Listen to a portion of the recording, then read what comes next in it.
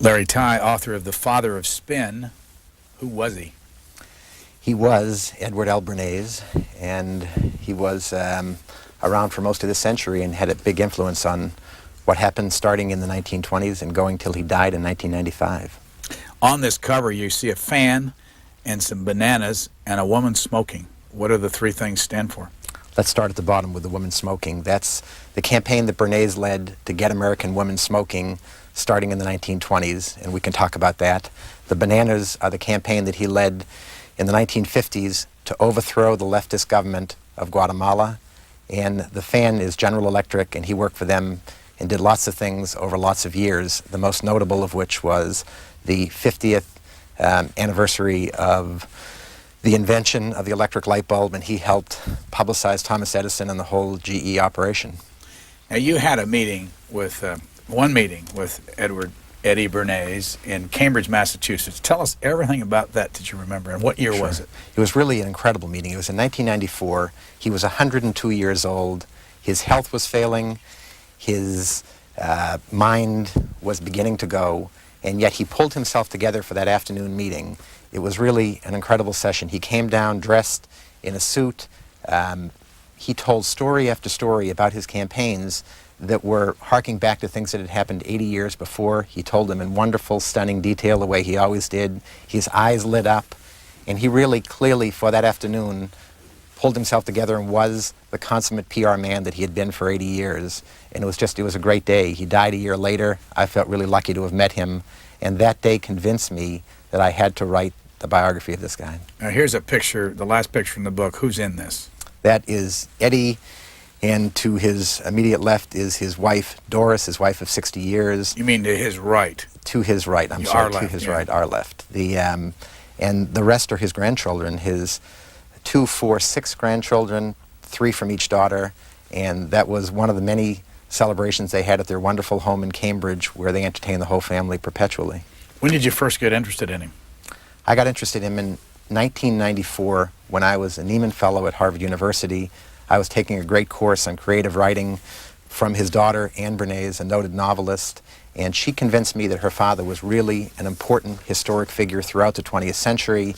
Her husband, Justin Kaplan, who's a Pulitzer Prize-winning biographer, convinced me that he would make a great biography, and every journalist who was there in this Nieman Fellowship program was looking for a way to find something beyond newspaper work that they had come from, that everybody dreamed about writing a book.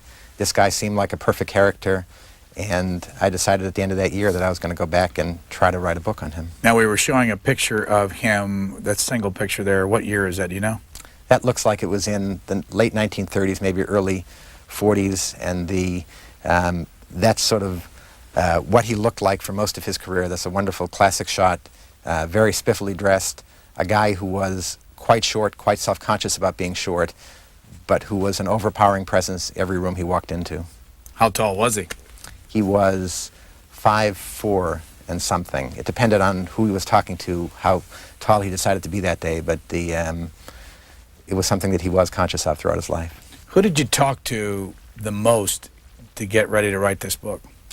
Well, what I did actually the most before I got ready to write it was try to talk to everybody who was important in today's PR world, from Harold Burson, who was the founder of the largest PR firm in the world, Burson Marsteller, to people all around the country who were retired, who remembered Eddie, and to try to see whether they agreed that this was a seminal figure in their field.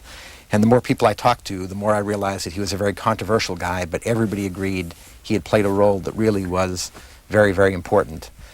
And what really convinced me, though, was to actually go and start looking through the 800 boxes of papers he had left to the Library of Congress.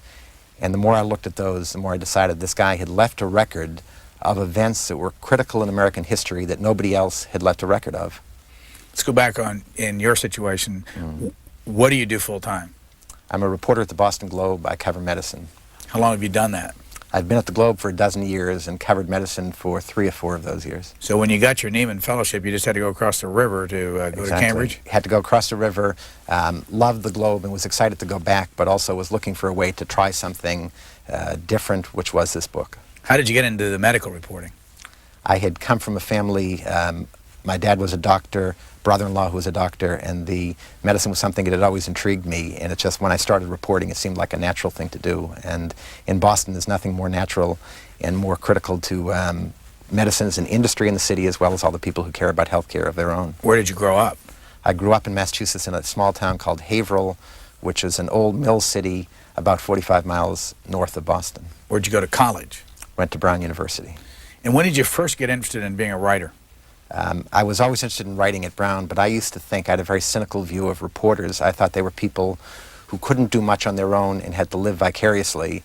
After working following college in Washington for 4 years, I wanted to see another part of the country before I moved back to New England, and it seemed like writing and reporting was a great way to do it. So I went south to the deep south, worked for a wonderful little paper called the Anniston, Alabama Star, and intended to stay there for 6 months, ended up there for 2 years, and in reporting for a lifetime. Did you say you were in Washington for 4 years? I was here for 4 years. Where? I was working for 2 years for Mike Dukakis during his first term as governor, and then for 2 years for an environmental group called the Union of Concerned Scientists. 800 boxes in the Library of Congress. Overwhelming and yet wonderful. Eddie Yes. Bernays is what? Eddie Bernays is every piece of paper he wrote during a life of 103 years and everything that he received. And he saved it all. And interestingly, he donated it when he was 75 years old. And the Library of Congress thought, this guy is aging. We've got to get this stuff ready soon. He's an important figure. And so they rushed to get it ready. Well, he surprised them. He had said the documents couldn't become public until he died, and he died 28 years later. So they may be the best organized collection in the history of the Library of Congress. Were you the first one there? Thankfully, I was the first one there, yes. How many of the 800 boxes did you get into? Probably 750 of them. I mean, I at least looked through just about everything. How long did it take you?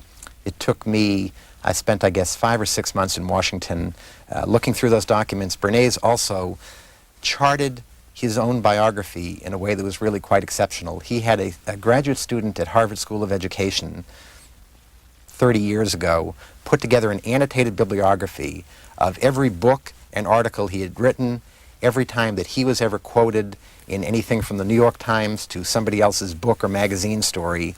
This was a wonderful collection that went on for about 750 pages, and I'm sure that I'm the first person to have ever really spent any time looking at that book. He had tens of thousands of copies printed, but it was really a wonderful roadmap to everything that had been written about him. So not only did he leave all of his papers, he left me this map of everything that he had ever written or had been said about him. This picture here on the bottom. That is Ed Bernays with his mother, who at the time was probably in her 90s. She was Sigmund Freud's sister, and with them is a young Walter Cronkite. And Eddie Bernays always acted as a consummate PR man for everybody in his family, from his daughters to his own mother. I'm sure he had arranged for Cronkite to come in and interview her on the occasion of some late birthday of hers. Most people listening know who Sigmund Freud was, but for purposes of this discussion, who was he? For this discussion, he was Eddie Bernays' uncle. He was the man who told him exactly how to understand human psychology and how to use it. And while Freud was using psychology to try to basically free people from their emotional bonds, his nephew took a different lesson from it. He used psychology and an understanding of why people behave the way they do to help tie them to his clients, be they companies or politicians. He was really a brilliant student of his uncle's, but did things with his uncle's psychology that might have made his uncle really turn over in his grave if he saw all these things. How well did he know his uncle? He knew him quite well. As a youngster, he spent time with him in Europe on family vacations. And when he was in his 30s and 40s, in his most formative years, he had a 20-year correspondence with his uncle. Again, these papers were made public for the first time in the Bernays collection, and they showed a side of Freud and Bernays that I found intriguing. What did you learn about Sigmund Freud? I learned that during that 20-year period, while the world was focusing on him and what he was doing with his psychological theories, he was really petrified about how he was going to survive financially. It was in Vienna, the Nazis were closing in, he had very little money, and the person in the world that he could most easily turn to was his consummately American nephew, Ed Bernays, and he turned to him for advice on how to survive physically, but more importantly, on how to have the financial resources to support himself and his family. Where was Eddie Bernays born? He He was born in Vienna. He came over on the boat when he was 1, and he spent the next 60-something years in New York. And thankfully to me, he retired in Cambridge, a few blocks from where I live. Got a photo here of, I believe, Eddie Bernays and his wife, Doris. Yes, it's Eddie and his wife, Doris. They were bound for Europe this was a memorable photo in part because she was the first American woman to have a passport issued in her maiden name. She went for most of her life by Doris Fleischman, never took his name, and that really created wonderful waves in terms of the feminist movement in America. And for Eddie Bernays, it also did wonderful things for him in terms of attracting attention to them, and that's what he tried to do through much of his life. Being a Jew was a problem for him, or being a religious person was a problem. Explain all that. Sure. He basically didn't believe in God, but more importantly, as part of his whole worldview, he saw the world as something that he could mold. He was the PR man who could come in and tell us how to look at things, how to behave, how to believe. And the idea of religion and the idea that things were already set in some sort of divine order was something that was contrary to basically everything that he believed. And so he never had any use for religion and disparaged it. When his daughter asked him at about age 5, "What am I?" he said, "You're nothing." He said, "You are what you want to be." Did he not like being a Jew? He didn't like religion of any kind, and I think that in terms of his Jewish identity, he used that at times when it helped him in terms of having this cultural identity with many important people, but he never saw himself as a Jew, and he never wanted to be defined as that. He never wanted to be defined as anything other than what he told you he was, an identity that he had fashioned himself.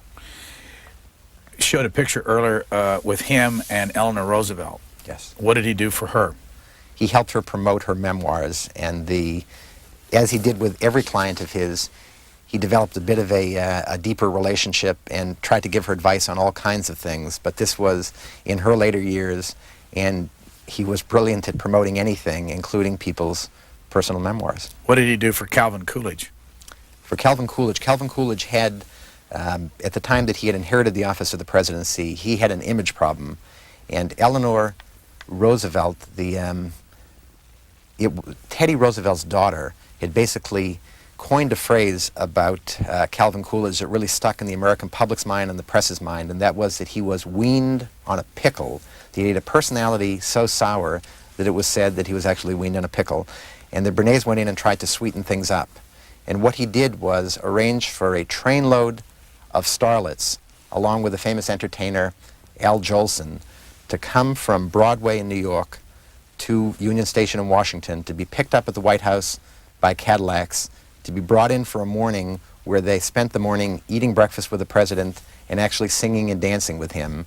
And one of my favorite newspaper headlines ever was the next morning in the New York Times, where it said, "President almost smiles." And this was Eddie Bernays had managed to lighten up this seemingly dark president. And several months later, he was reelected. Clearly, Bernays doesn't deserve all the credit, but it helped people see this guy as a human being for the first time, and that really did, Coolidge thought, helped him a lot. Who paid for all that? The White House paid for it. What did he do for Herbert Hoover? What he tried to do was the same thing for Hoover. Hoover, again, was seen as a dark personality at a very dark time in our history with the Depression, and Bernays thought that he could come in and rally business leaders and eventually rally the public behind Hoover, and he had wonderful campaigns to try to do that, but that was one that he couldn't overcome all the natural obstacles Hoover faced then, and as we know, Hoover lost badly, and Bernays chalked it up to experience that even he, the brilliant spinmeister, couldn't do what needed to be done for Hoover. A graduate in agriculture from Syracuse. Correct. Eddie Bernays. Actually, a graduate in agriculture from Cornell. Cornell. And he decided that after his time in Cornell, spending all this time in the fields with cows and manure, that he never wanted to see another farm in his life. He came out with what he felt was a much more important lesson, which is that people's behavior could be dramatically influenced, and that he was somebody with a certain kind of charisma who wanted to get into the field of dealing with the public. And as I say, never wanted to be on another farm or shovel another pile of manure in his life. How did he pick agriculture, and how did he pick Cornell? It wasn't much of his choice, either agriculture or Cornell. Cornell was a natural choice once he decided on agriculture, and his parents had basically pushed him to agriculture. These were people who came over as immigrants and who decided that being close to the land as Teddy Roosevelt was saying at the time, was really the surest way of ensuring your future and your families. They convinced their son to do that. He reluctantly bought into it, but from the day he got there, I think he knew he was going to do something different. William O'Dwyer, 1940, you say that he actually wrote the first voter portrait. Absolutely. What he did, he, for the first time in American history, broke down voters by everything from their ideology to their religion to their race. And he decided that if you broke the electorate down in this ways, you could fashion various kinds of appeals to appeal to various voters. This was in the days before scientific polling, but he was essentially structuring a campaign in the same way we do today, that you have all these interest groups out there and you fashion a pitch that will appeal to each interest group. He did it for O'Dwyer, he did it for other candidates, and he helped, again, father the whole notion of spinning today, political spinning, of polling, of scientific research. Bernays always believed that behind every campaign, critical for the PR man was understanding psychology, sociology, and history, and this was what he called the science of PR. And he wanted to combine that science with an art form of brilliant stunts, and together he felt you had a new profession here of public relations. Who was William O'Dwyer? O'Dwyer was a young guy who was running for mayor, who later was elected mayor, and Bernays was somebody who believed in this guy, but also believed in testing out his theories that he had done so effectively for corporations to see whether they could work for politicians as well. Do you remember the list that was published several months ago, maybe a couple years ago, the Newt Gingrich list of words that people were supposed to use in political campaigns? Yes. That, again, sounds exactly like Bernays' approach to things, that he understood the symbolic power of words, and as Gingrich did, Bernays understood that you couldn't just pick these words out of the air, that you had to sort of test out what their impact was, and he would often go to disciples of his uncle and ask them to help him understand the symbolic value of different approaches that he was trying to use in campaigns, including the symbolic value of words. Well, you've got a list of them. Assail, deny, predict, hail, ask, promise, appeal, urge, hope, advocate, see, say, tell, declare, deplore, request, remark, reveal, propose, condemn, exhort, praise, forecast, demand, thank.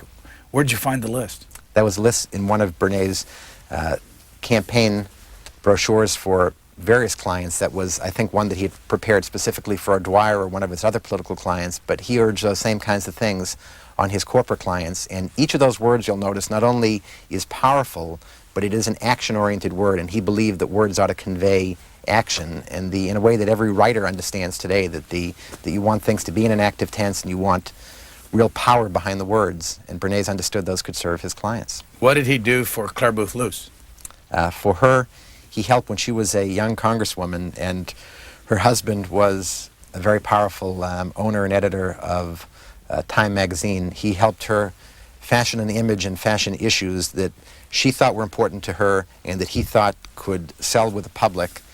And in campaign after campaign, he helped her develop programs and understand how to sell them to people. But along the way, you found inconsistencies. You found where he would say one thing and you would find others. Absolutely. Let me give you an example of one of the most dramatic inconsistencies. During the years in the 1920s and 30s, when he was helping sell American women on smoking cigarettes, there were scores of inconsistencies that came up in the campaigns. His most dramatic campaign in terms of selling cigarettes was in 1929, the tobacco makers realized, and the one that he was working for, American Tobacco, which was the biggest tobacco company, they realized that they had managed in cracking the male market for their products generally, and particularly for Lucky Strikes, their #1 seller, but they couldn't reach women. And they went to Eddie Bernays and said, we've got half of the American market out there that we're not reaching at all. What can we do? He said, give me a minute. He went to see this disciple of his uncle's, Dr. A.A. Brill, and said to Brill, what is it that cigarettes represent symbolically to women? Why aren't they smoking cigarettes? And Brill said it's very simple. Cigarettes are a male-imposed taboo. Men have convinced women that it's unladylike to smoke cigarettes. Bernays thought that was brilliant. He went out and arranged for a dozen debutantes on Easter Sunday in 1929 to march down Fifth Avenue holding what he called their torches of freedom. The newspapers couldn't resist. Next day, just about every newspaper in America and across the world had a picture of these very elegant debutantes marching on Easter Sunday down Fifth Avenue with a cigarette dangling from their hands or their mouth. And they called it the Torches of Freedom Parade. And that helped launch an entire movement of women in the 20s and 30s seeing cigarettes as a sign of liberation. And instead of being something that they were seen as a taboo, for women, they became a positive social value. Women in large numbers followed men into smoking. The inconsistencies, you asked about his inconsistencies, the inconsistencies were lots of things in that campaign. They were partly the fact that nobody ever understood that it was Eddie Bernays or American Tobacco who would convince these debutantes to do what they did. The inconsistencies were that at the same time he was trying to pitch cigarettes to women, he was telling his young daughters at home, anytime they found their mother's cigarettes, to break them in half and flush them down the toilet. The inconsistencies were that he had evidence then, the earliest evidence of some of the potential health threats of cigarettes, and he helped his tobacco company client either rebut those or, when they could, to cover them up. And yet, 60 years later, he was working with the American Cancer Society, helping them, trying to wean women from these same habits that they had formed, and telling the world when they asked that he had never understood the health risk of cigarettes when he in fact had evidence as early as the 1930s. So there were incredible inconsistencies throughout most of his campaigns, and we see it in the cigarettes. Go back to the story about the march. Yes. And I just wonder if there's any similarity to the things you hear today. He had a secretary that got involved in this whole thing. I mean, you're talking about Fifth Avenue. Yes. St. Patrick's Church, St. Thomas, all these churches along the way. And how did he get women to march down Fifth Avenue smoking a cigarette? He had his secretary, Bertha Hunt, send a telegram to these women and basically ask them if they wouldn't join in doing something that would strike a blow for women's freedom. How did he find the women? He found the women by going to the editor, I think it was either a Vogue magazine, and got a list of these wonderful debutantes. She simply took her telegram, sent it out to all these women, and got enough of them to agree to participate that he knew he had an event. And they actually screen managed, stage managed for these women exactly what they ought to do in terms of just how to come down the church steps, just what to do in terms of lighting up the cigarettes. And he had warned the press beforehand of what was going to go on. So everything was perfectly scripted, except for the fact that nobody knew who the scriptwriter was. You say that there are 125,000 PR people in the United States today? Correct. There were a handful when he got started, and today there are at least 125,000, yes. And now the issue is also there as to whether he was actually the father of public relations. Yes, a big issue, and it depends how we define father. If father is defined as the first, it's clear that there were somewhere between 6 and 12 people who were out there before he was doing essentially the things that constituted public relations. If father is defined as somebody who was the spiritual and emotional and scientific originator of a lot of the things that we think of today as public relations, Bernays was the one who was the most inspired of the early people, and he was also the one who was best at crafting his own legacy. He was the one who continually insisted with the press that he was a father, and if you repeat things often enough, they take on a certain truth. Reporters were so used to calling him the father of PR, and he outlived all of his would-be competitors to the throne, that when he died, the New York Times and every other major newspaper in America, in his obit, declared him the father of PR, and he would have loved that because that was a title that he tried to win for 103 years. How many books did he write? He wrote 15 books, he wrote scores of articles, and he left behind an incredible written legacy. And how long was his autobiography? His autobiography was more than 500 pages.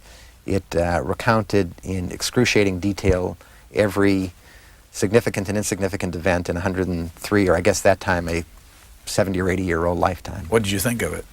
I thought it was wonderful for me, since he wasn't around to help me work my way through his life. It was a great thing for me. I can't imagine that anybody else really plowed their way through it, other than maybe his daughters and people who were his protégés, but it was very, very difficult to wade through. But you also found some 1971 oral histories from Columbia University. Correct. I found oral histories from Columbia, and I found so many scores of interviews. This guy talked so much and about everything that he had done in his life that the Columbia oral histories, by the time I got to those, I felt like I could have recited them. He told the same stories so often that I felt, having read his autobiography, having listened to 80 hours of his tapes, and having read scores of newspaper interviews over the years and magazine interviews that by the time it came to Columbia, I knew the stories as well as he did, I thought. Page 90.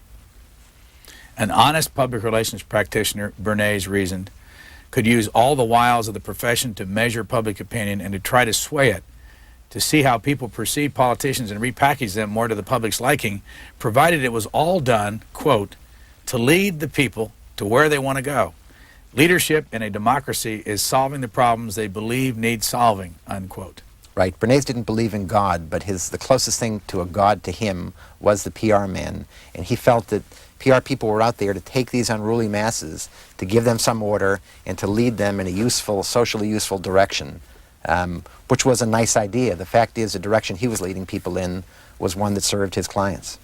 Do you think you would have liked him if you got to know him real well? I think I would have liked him like, I don't know who your grandfather was, but we all have at least a metaphorical grandfather who is part sort of conniver in character and part lovable guy, and there are parts of him I definitely would have liked.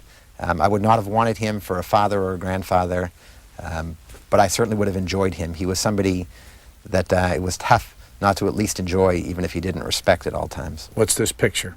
That's a picture of one of his most famous campaigns. He worked for more than 30 years for Procter & Gamble, and he decided in the 1930s, again, that you had to take a symbolic and a psychological approach in trying to sell a product. They were trying to sell the product of Ivory soap, and what he did was launch a campaign that was based on soap sculpting. We see here judges looking at scores of soap sculptings done by kids all across the country. Bernays decided that little kids were never going to like the idea of cleaning up with soap, but he also understood that you could sell soap by convincing kids that they had to talk their mother into buying a particular brand when they were at the market with her. And what he did was start this contest, got, by the end, millions of young kids all across the country competing by sculpting the only bar of soap that was acceptable in the contest, which was ivory, into everything from likenesses of the Statue of Liberty to Calvin Coolidge. The kids became wed to the contest, they became wed to Ivory soap, and Bernays got large retainers for 30 years from Procter & Gamble. I remember one time in the book you talk about he bring his daughter to the office, or one of his daughters, and hand her a bar of soap and say, have at it. And he did. What was the attitude of his daughters? Well, there were two attitudes. That particular day, when his daughter had at it, she actually cut herself and had to be taken to the doctor, and had really gotten a very deep cut. And that sort of represented, I think, symbolically to his daughter, the fact that he was not always appropriate when he had her doing various things. The idea of giving a daughter a knife and saying, go at it, a very young daughter, was something that was risky, but more risky to them over the years was that every time that he was trying to sell something, they seemed to get somehow brought into the campaign, to the point where we see that even at his daughter's weddings, he was putting out press releases and basically telling the world that not only were they his daughters who were getting married, but they were the grandnieces of Sigmund Freud, and they were about to marry these distinguished people, and everything became a campaign to him, including raising his own daughters. Let's go back to this picture. You were taught by his daughter, Anne. I was taught. Where is she in this photo? She is, these are his two daughters, younger daughter Anne and Doris, and Doris is a therapist. She was wonderful in helping me understand her father and sort of what made him tick psychologically. Younger daughter Anne was wonderful in helping me understand what he was like as a human being, and as a writer, she understood just what would be useful to me as a writer, and they sort of helped me through the whole process of writing my first book. What did they really think of their father? They thought that he was an intriguing character, but Anne, as she said in the book, wasn't so sure that he ever was made to be a father. They were very frustrated by him. They loved him at some level, but they were frustrated by their inability to get him to see them as young kids with all these special needs of their own, that they seemed to be extensions of whatever his need was at the time, and seemed to always be almost clients to him, particularly in later years. Did you talk to them after this book came out? I've talked to Anne since the book came out, yes. What'd she think? She was very kind. She was a tough grader when we taught together, and she gave me in a radio show that we were on together an A- for the book, which I thought was an okay grade. What did she think you missed? She thinks that nobody ever deserves an A to start with, and I think that I'm sure there are things in there that she's certain that I missed, but she's too kind to tell me. Guatemala. Guatemala, 1950s. The United Fruit Company, the biggest fruit company in America, based in Boston, has all of what it called banana republics across Latin America, which meant that it had these countries where it was the biggest employer, the biggest landowner, and the countries were always compliant. The whole republic seemed devoted to their crop of bananas and their other crops. 1950s in Guatemala, they run into a problem. A leftist government is elected. This government starts changing things. It encourages workers to push for higher wages. It expropriates some of United Fruit's land, and the company is very, very worried about what's going to happen there and the precedent this could set in the rest of Latin America. They bring their PR guy, Eddie Bernays, in. He understands that, again, we can't just deal with Guatemala in a vacuum. We have to work through the press and through the public in making Guatemala symbolic of something bigger. And the bigger thing at the time that was sitting there staring him in the face was the Cold War. Guatemala suddenly became defined for the press through Bernays as a little country 100 or so miles from our southernmost point that was a bastion of Soviet influence and that might let the Russians really gain a foothold in our continent. Scary to the American public, scary to the American government. The government ends up working with United Fruit in orchestrating a campaign to overthrow the Guatemalan leftist government, and done incredibly efficiently, set some dangerous precedents, but really changed things in Guatemala.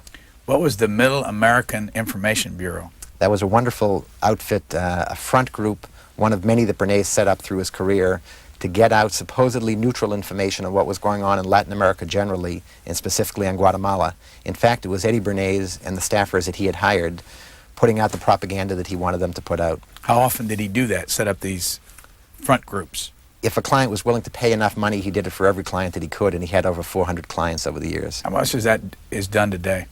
That is a good question. A fair bit of it is done today. The press is much more sophisticated in understanding and looking for those kinds of things. And the first question that I ask as a medical writer, anytime I see a study, is who was behind it, who funded it.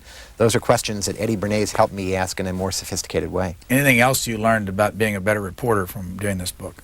I did. I learned to ask and to be cynical basically about every press release that comes across my desk. And when every week I get 100 emails or faxes or letters telling me that people have come up with the latest cure for cancer or heart disease or diabetes, I not only question the presumption behind it, I want to know who funded it, I want to know exactly how the research was done, and all the questions that Eddie Bernays hoped that reporters would never ask. I think this book tries to tell people we ought to be asking. You know, in all these over the years, the shows that we've done, one of the names that comes up more often almost than anybody else, it seems like, in these books, and it did again in this one, and I'll read the sentence. It would also have appealed to Walter Lippmann and Sigmund Freud, Bernays' tutors in the use of symbols. What is it about Walter Lippmann that authors keep bringing up, and what role did he play in Bernays' life? He was one of a series of philosophers, starting with some people in France and coming to America with Lippmann, that understood and was trying to come up with theories to explain how you controlled the masses of the public. How did you generate some cohesion, some social cohesion? It was a time when the world was worried about communism and other forces that seemed to be taking the masses and steering them in directions that seemed to present a social threat to the established order in America. And Lippmann and others were trying to tell the public, and more importantly tell our leaders, these are ways of uniting people behind the goals that you think are socially useful and important. These are ways of using symbols, whether it be the printed word, whether it be the new communication media at the time, which was the motion picture.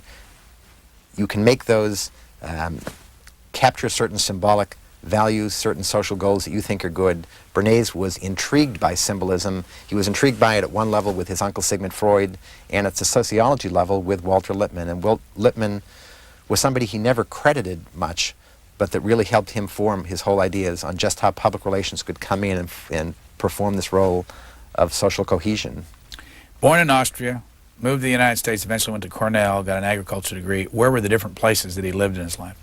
He lived in basically two places, Manhattan and Cambridge. He lived all over Manhattan. His family moved a number of times depending on whether his father's economic circumstances were going up or down.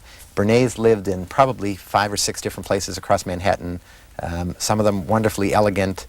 The He moved when he was in his 60s to Cambridge for retirement, and ended up spending, his good 40 some odd years there. Where's this house? That house is right on the border of Greenwich Village. It's across from Washington Square Park, and that was one of the first truly elegant places he lived with his two very, very young daughters.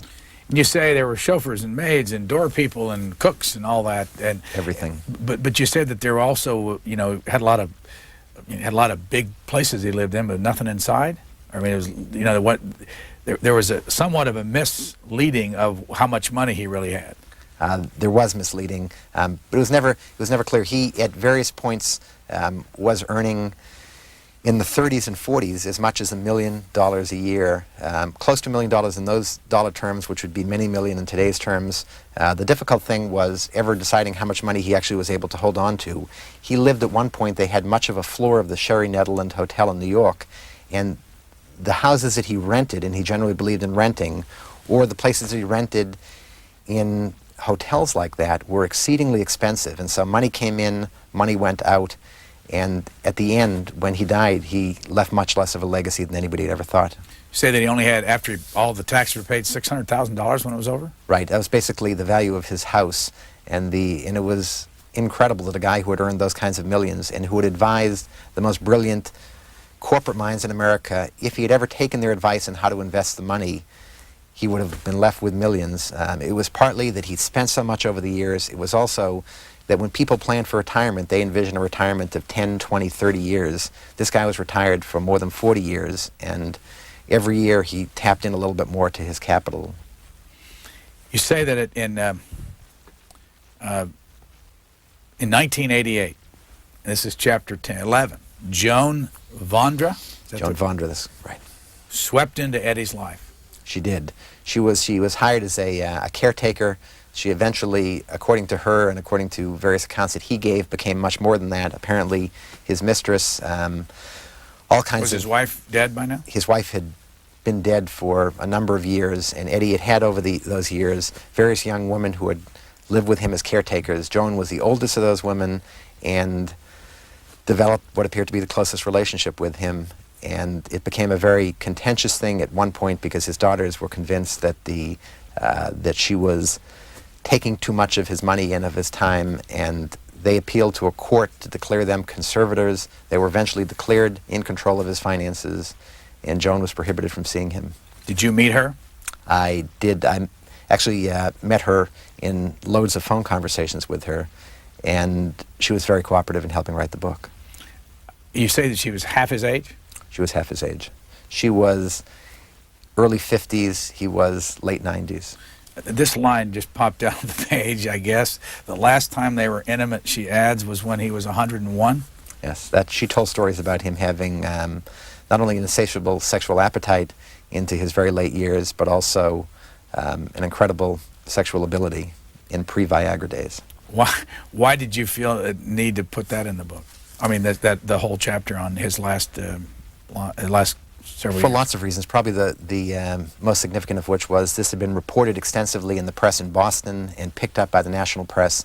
And this was something that I felt was out there as a story about him. It was what a lot of people who didn't know him in his early and mid-years remembered about him. And I was provided with the court document that sort of went through, gave as definitive a version as there was of all these things that had happened, and felt that it was important to sort of clear up what really had gone on then. And in the end, what happened to Joan Vondra? Did she get any money? After the whole thing was over? And you say it's still there may be a book there. She says there might be a book. There was discussion of, and there was actually a filing of one lawsuit that appears to have been settled. In the end, she disappeared from the scene and is living a quiet life in the Boston area now. What was the story back in 1993 when Doris fired Joan, Doris, his daughter, Correct. And they went away somewhere and popped up in motels? And can you tell that story? The story was they had apparently, according to Joan, had arguments with his daughters that day. They left town with a car packed with seemingly all of his belongings, question about whether he had a passport with him as well, and showed up in a couple motels in various parts of New England. He said afterwards that they had just gone off, and she said that they had just gone off on a ride, that they were upset with the daughters. The daughters thought that he had been kidnapped.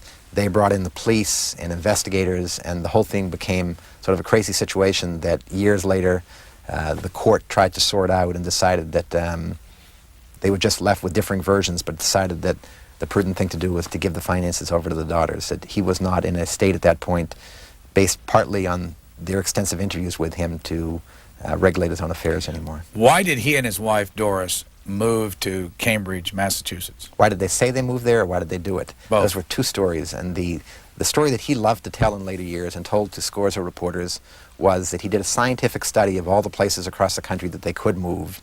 He looked at everything from the kinds of transportation systems they had, the kinds of natural environments, did they have a good cultural life, did they have great universities, and that he studied all these cities, he ruled out various ones. He was left, I think, with Berkeley and with Cambridge and with a couple other places, and that for various reasons he narrowed it down to Cambridge. But it was all done purely, as he said, on the same scientific basis that he always advised his clients to use. In reality, his two daughters and all his grandchildren lived in Cambridge, and that was the only place that made any sense from day one, and that was where he was destined to be. And the other was just a wonderful story.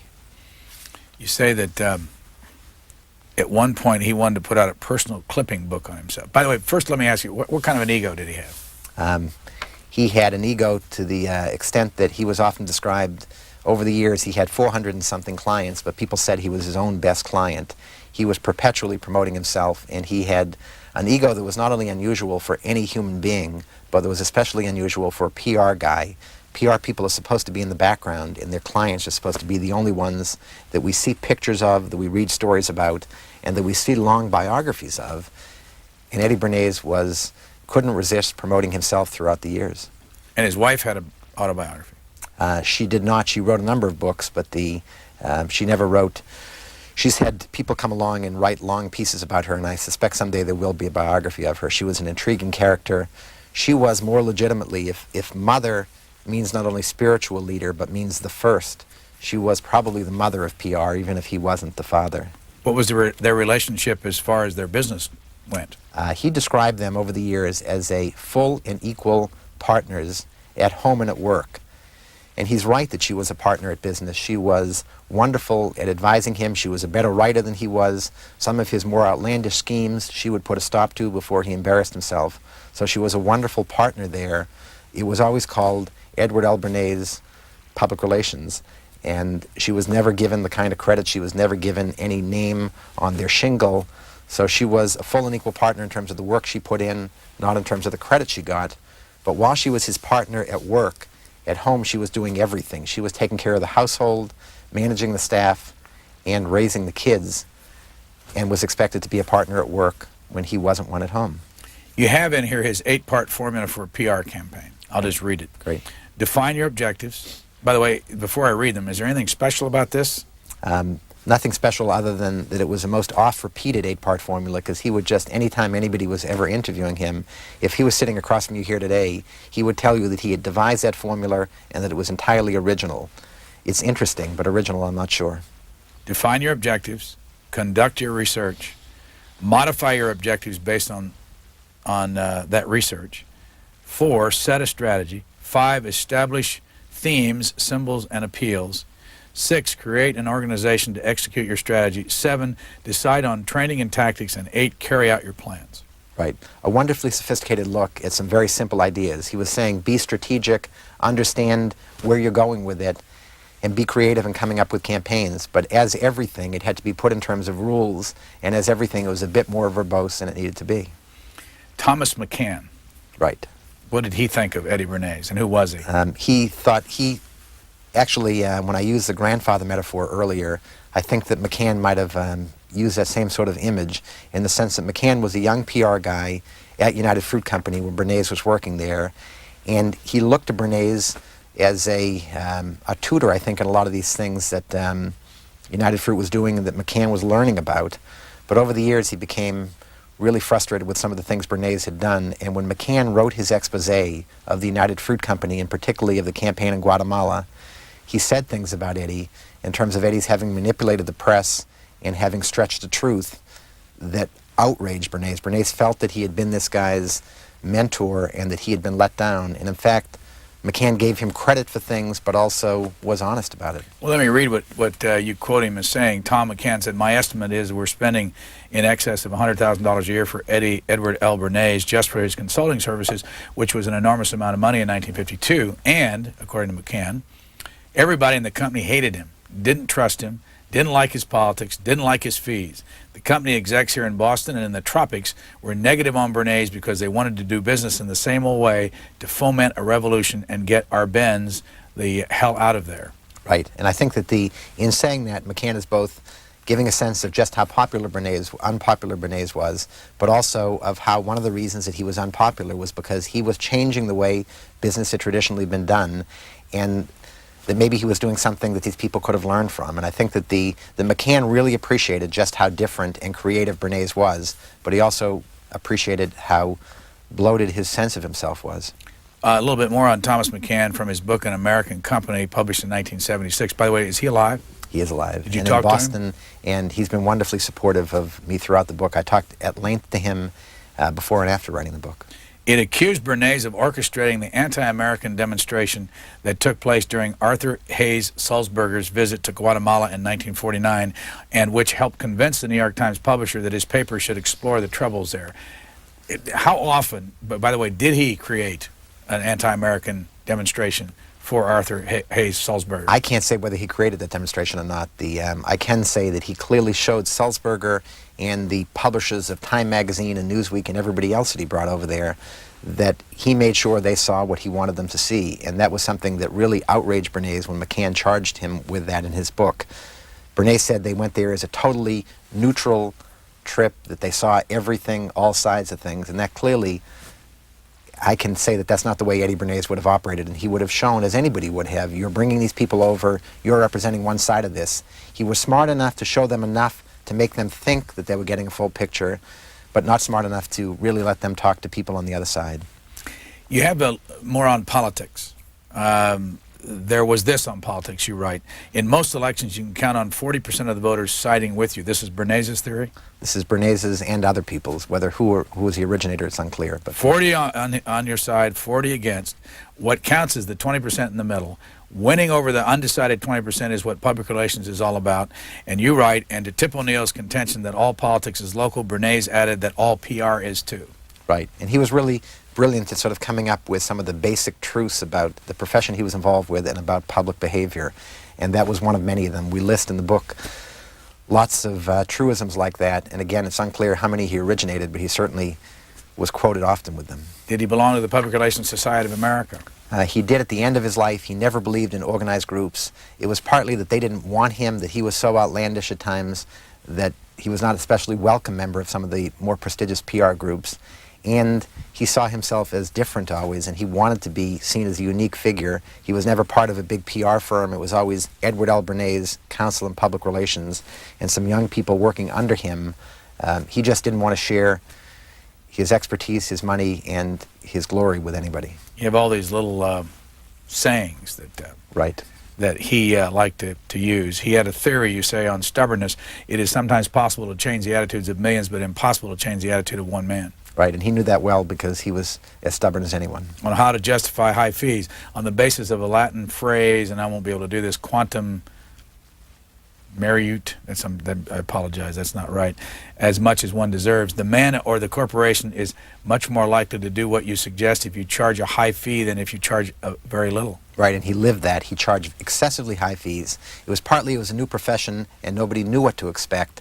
His theory was you charge really high fees, you deal only with the CEO, and that way people take you seriously, they listen, they try to do what you're doing, and you become rich, hopefully. The best defense against propaganda? More propaganda. The best place to find things? The public In the library? public library, and throughout his life, he used that. He was brilliant in understanding where resources were buried, and he understood how much was available there in open public form. If he were around in the days of the internet, he would have been the first one to learn the internet and to use it to get more information for his clients. The best press releases, each sentence should have no more than 16 words and just one idea? Just one idea. He was great, particularly in his later years, which were in his 80s and 90s when he would have scores of young PR students over to his house, and he would help them try to find a job. On why he read Playboy? Because it was going somewhere. He never... For the same reason I read National Geographic, I like to see places that I will never visit. Never visit. It's great. And it's particularly great because he was apparently visiting those places into his late 90s. He doted on two things, you say: his connection with Sigmund Freud and his experiences inventing the field of war propaganda during World War I. Right. What did he do? What he did during World War I was he tried, first of all, to get into the war in active duty, and he had various, it was, I guess, bad eyes and feet that were a problem. So he tried and tried, couldn't get in, decided to join with the U.S. propaganda agency, which was called the U.S. Committee for Public Information. He became one of their star propagandists, and he helped convince the American public that a very unpopular war at the time was one that we ought to be fighting. He helped convince our allies they ought to stick with it. What's this picture right here? The one on top, and he's right over there on the far right-hand side with when they were mustache. about to sail. He was with the U.S. Committee, and they were about to set sail for Paris to the peace conference, and that turned out to be a very controversial episode for him. He upset the people who were leading the delegation by trying to work with the press. The opposition in Congress became outraged and saw this as propaganda, and Eddie Bernays had an ongoing battle over his role in that continued until he wrote his autobiography and for years afterwards. You know, you mentioned earlier about the library. I mean, you're talking about the advantage of going into libraries. How would you grade the Library of Congress after you spent all that time over there? After I spent time there in looking through research collections, in manuscript collections in a dozen other libraries across the country, I think the Library of Congress gets an A+, and I think they get an A+ partly because they were so brilliantly organized with the collection, and partly because they helped me when I wanted to cross-check things with other manuscript collections around the country. They were really wonderful at making that very easy. I was possibly the most ignorant author that they had ever had in there, and they were great in helping me out. Why do you say ignorant? Ignorant because I was a newspaper reporter and had no idea how to write a book, and I was at the earliest stages of research when I was at the Library of Congress, and they were great at helping me out and understanding how to use their collection, how to use others' collections, and they ended up giving me one of the great resources that nobody really knows much about at the Library of Congress, is that if you have a book contract and if they have any open space, they will give you an office there. You often have to share it with someone, but it's really wonderful where you can take books out to your office and keep them until somebody else asks for them. And I had this office, and that made things so much easier there. Which building of the three buildings were your papers located in? The papers were in the Madison building, in the manuscript collection room, which is where presidential papers are, and very unusual for somebody to get into that room if they're not a public figure, and they understood the importance of Eddie Bernays and letting him put his papers there. What would you recommend to someone who's never done this before? They're setting out, they know they've got 800 boxes of information at the Library of Congress. Yes, I'd recommend two things. One is being really nice to the librarians there and having one or two of them that are really there to give you the kind of advice that you need when you're a neophyte with this. And the other thing I'd recommend is finding somebody like me who started out with this whole thing so ignorant and getting some tips in terms of what the resources are there to use. I had a wonderful guy who I sat next to for a couple months who may have written the best book ever written on Vietnam, Neil Sheehan, who was great at sort of helping steer me through the library and understand how to make them work for me. What was he working on? He was working on a book on the Cold War, and that's probably all I got to say about it. But the reason I ask is that he was our first interview on Book Notes about 10 years ago. So. Well, if he was as inspirational in this show as he was for me in talking to him there, it was really great. And you say that Eddie Bernays says appeal to people's instinct, that's his philosophy, rather than reason. Correct. What's he mean by that? He understood that people respond more quickly when you tap into something that's symbolically important to them, and the instinct in terms of cigarettes wasn't to convince women that buying cigarettes made any rational sense or that the money they would spend or what they were putting into their body made sense. It was to tap into something that was symbolically important. The instinct was freeing themselves from this male taboo. Everybody wants to be liberated, whatever that means, and this was an instinctual process that helped them change their behavior. What was his life like at the very end? At the very end, it was difficult. He had gone through this whole traumatic thing in his last couple of years with his caretaker being taken to court, with his daughters involved in a struggle. over this thing, and it was difficult. He had friends who visited him, but he lived a relatively lonely existence in his last couple years in Cambridge, which was a real contrast to what he had done when he had these wonderful parties for 30 years before that in his backyard and was one of the real social people in that community. How did he die? He died of old age. Things just gave in at the end, and at 103, he died quite peacefully. Who was with him? He had a very close friend who was with him. A number of people claimed to have been with him at the very end, and that was one of the things that we talk about in the book. Trying to sort out who was actually there was unclear, but he had family very close around him at the end, and a couple friends. First book for you? Number one. What do you think of the whole process? It was wonderful. As somebody who loves daily journalism, the idea at a newspaper, if you're given 2 or 3 months to work on a long project, that's an incredible luxury. The idea, in this case, of having had an entire year to write a book was really terrific. In a newspaper, if you can use the best 5% of all the material you've collected, you're lucky.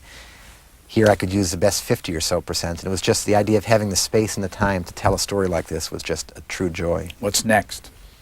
What's next is enjoying the Globe and at some point definitely trying another book. You have any idea what you'd like to do?